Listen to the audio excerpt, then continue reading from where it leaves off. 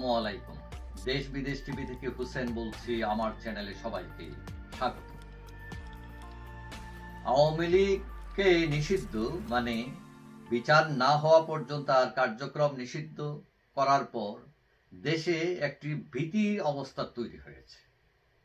এখন ডক্টর ইউনূস সাহেব ক্ষমতায় আসছেন, তিনি একটা ইন্টারন্যাশনাল ফিগার। পৃথিবীর বিভিন্ন দেশে দেশে যান, তার কালচার, তার রাজনীতি, কথা বলা, মানুষের মৌলিক স্বাধীনতা সবই তিনি জানেন। এখন তার সরকারের আমলে এই যে একটা ভীতি তৈরি হচ্ছে, কেন ভীতি তৈরি হচ্ছে আমরা দেখছি। কয়েকদিন আগে যেমন কালের কণ্ঠে একটা নিউজ করেছে যে ফেসবুক, ইউটিউবে আওয়ামী লীগের কথা বললেই গ্রেফতার। ভয়াবহ একটা ব্যাপার। মানে এইটা তো আফ্রিকার দেশগুলো তো এরকম নাই যে আপনি ফেসবুকে এসে তার অভিমত ব্যক্ত করতে পারবে না, কথা বলতে পারবে না, করলেই গ্রেফতার করবেন, এবং সেটা ইউনূস সরকারের আন্ডারে। এখন আওয়ামী লীগ না হয় দোষ করেছে, এরা কথা বলার স্বাধীনতা, তার মৌলিক অধিকার হরণ করে নিয়েছিল, কিন্তু আপনাদের তৎপরতা তো খুবই ভয়ানক, আরো ভয়ানক মনে হচ্ছে। এখন আওয়ামী লীগের কার্যক্রম নিষিদ্ধের পর আওয়ামী লীগ নেতাকর্মীদের গ্রেফতার বৈধ বলছেন সরকার। তো এখন এইটা যদি বৈধ হয়, তো আওয়ামী লীগের সমর্থক, তার কর্মী 5 কোটি আছে।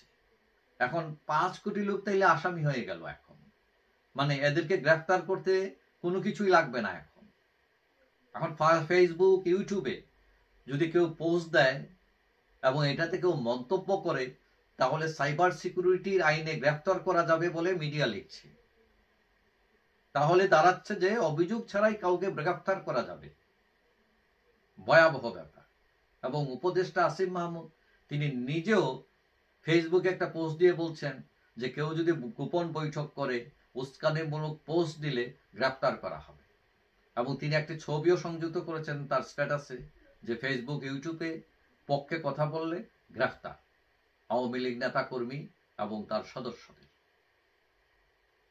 এখন সরকার প্রেস রিলিজ দিয়ে বলছে যে আওয়ামী লীগ নিষিদ্ধের যে প্রজ্ঞাপন দিয়েছে তাতে তারা বলছে যে আওয়ামী লীগ নেতাকর্মীদের সদস্যদের ব্যাপারে প্রযোজ্য হবে এই প্রজ্ঞাপন, কিন্তু সেখানে তার সমর্থকদের কোনো কথা বলা নাই। বলছে যে সভা সমাবেশ, প্রচার এইসবের সাথে যাতে জড়িত থাকবে, হ্যাঁ, তাদেরকে বা তাদের সহযোগী সংগঠনে যারা যুক্ত থাকবে তাদেরকে কোনো যৌক্তিক এবং গঠনমূলক আলোচনা ছাড়া অন্য কিছু করলে সেটাতে অ্যাকশন নেওয়া হবে, গ্রেফতার করা হবে।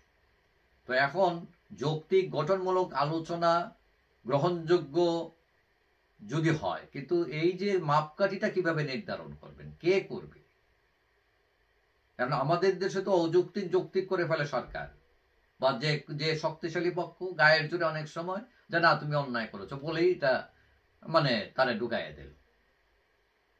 এখন এই যে ভীতির তৈরি, মানুষের কথা বলার অধিকার, এখন একটা লোক হয়তো সে আওয়ামী লীগ করে না, কিন্তু আওয়ামী লীগের একটি সিদ্ধান্ত তার পক্ষে সে কথা বলতে পারে, তার ভালো লাগছে বা তার কাছে মনে হয়েছে এটা যুক্তিসঙ্গত। এমনকি একজন যদি একটা কমেন্টস করে, একজন একটা ফেসবুকে দিল স্ট্যাটাস, তো দিল কি যে আওয়ামী লীগ এটা এটা, হ্যাঁ, সে হয়তো এটার অপোজ করলো, মন্তব্য করলো। এখন সেই জন্য কি তাকে গ্রেফতার করা হবে? কারণ সে তো একটা অভিমত দিয়েছে, সে একটা কমেন্টস করেছে। কিন্তু আপনাদের আইনে তো দেখা যায় কমেন্টস করা অপরাধ। তো এখন কথা হলো এই যে ডিজিটাল যুগ, এই ডিজিটাল যুগে আমরা আশা করেছিলাম আচ্ছা আওয়ামী লীগ খারাপ, ঠিক আছে, তাদের বিদায় করে দিচ্ছেন, ফাইন। তখন আপনারা এসে তো ব্যাটার কিছু করবেন তাদের চেয়ে।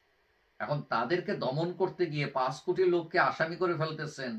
হ্যাঁ, ফেসবুক, ইউটিউব কেউ কথা বলতে পারবে না, ঠিক আছে, আওয়ামী লীগের। কারণ আওয়ামী লীগের তো দোষ আছে, তো দোষের সাথে যদি 100টা দোষের সাথে যদি একটা ভালো গুণ থাকে সেটা তো সে বলবে।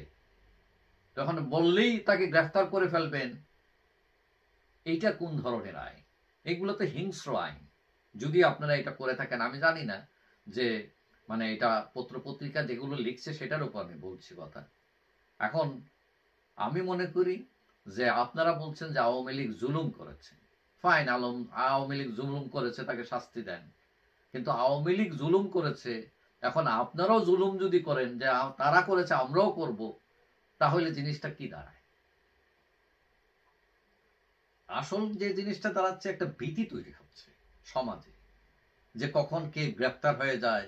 হ্যাঁ, আওয়ামী লীগের দিকে তাকাইও না, আওয়ামী লীগের দিকে কথা বইলো না, আওয়ামী লীগের লোকদের এখানে কমেন্টস করো না, মরে যাবা, জ্বরে ফেলবো। এই ভীতি তৈরি করাই হচ্ছে একটা মহা অন্যায়। রাষ্ট্রের মানুষ যদি ভীতির মধ্যে থাকে, এই রাষ্ট্র সিভিল সোসাইটি না।